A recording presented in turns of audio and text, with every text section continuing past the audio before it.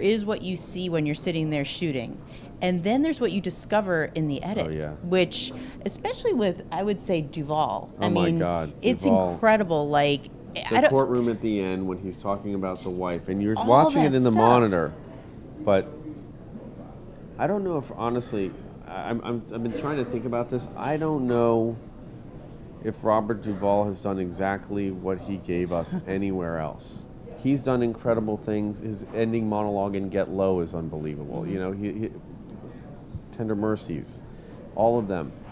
He brought something so unique and different, and I've been realizing it as I see it with an audience.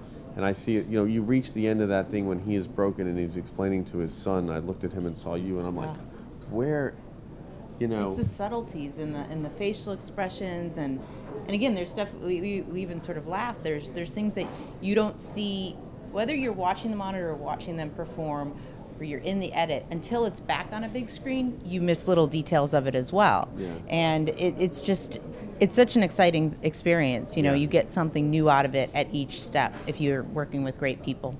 So we met the day of the table read. Yeah, no, it's okay. Jeremy, just sing. We met. we met the day of the table read.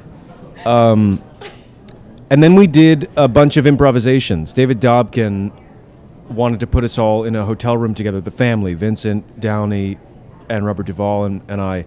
And we spent like an hour and a half in this hotel room in Boston, just sort of improvising together. And we did that a few times, and the dynamics of the family started to emerge. And then there was a real sort of cohesion between us, and we got to know each other sort of through the lens of the characters, I think. There were so many intense scenes, especially, I mean, Vera had her scenes with Downey. So I can only speak from, we didn't, unfortunately, we didn't have any scenes.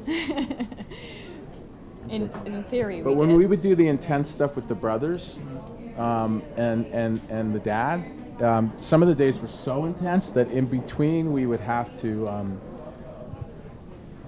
you know, goof off a little bit to keep it from being such a downer day, you know. And because we're all, especially Downey and I, not, you know, we would just annoy him all day. Jeremy would try to annoy Jeremy all day and joke amongst ourselves. They were my big brothers, so it was like half hazing. You know, I mean, I think I wasn't as loose and goofy, so it was like... Jeremy was in most of the time. He was in the zone of his character most of the time. I don't know that I was. I was trying to be, I think, but it was like a circus, the set, but in a good way. Yeah. Because everyone... Because when it got heavy, it got really heavy. Yeah.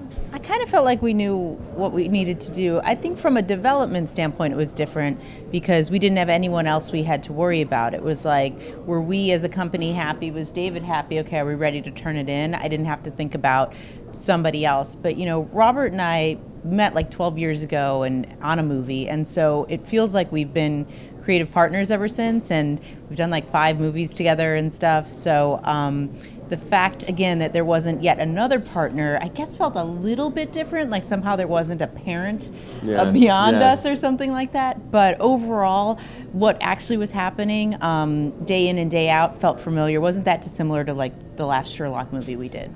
Oh, I think you can guess who auditioned for this movie. I auditioned for this movie. Yeah. The book will bookend. The auditioners will bookend this. I was asked to audition, and I refused. Good for you. I said, to me, it's obvious that Robert Downey Jr. and I would have chemistry, and I thought it's a skill anyway. So I'm not doing a chemistry read. Right. And it worked. Right. I really wanted this job, and I fought for it. And I had worked with Billy Bob on something else earlier in the year, and he called David for me and said, "Will you see him?" And I wasn't going to get to go in the room with David, and then we spent, 5 minutes turned into 45 minutes, and it was a work session, and I think in the room it sort of clicked between us, and so, but it was, this was like the holy grail for me, working with all these guys and on a role like this. Thank God he was there, because he was so great. I auditioned. I went and had lunch with Dobkin. I emailed Susan. I read the script, and I know Susan personally, so I emailed her. This is the best thing I've ever read. Let me be a waiter in this. She said, well, go have lunch with Dobkin. Had lunch with Dobkin. He said, great, you're going to read. I got there. He wasn't there. So then I just read with the casting director. Then I got a call from him. It was perfect. I'm really shocked. It really was perfect. Great. Then I get a call a week later. Now come back in and read again for me. I was like, you already said it was perfect. I can only screw this up now. I really had to talk with Belle to get my ego in check. To go like, okay, I'll be there. What time? And I had to go re-audition for something he had said I had done great, which is scary. It's now only mine to screw up.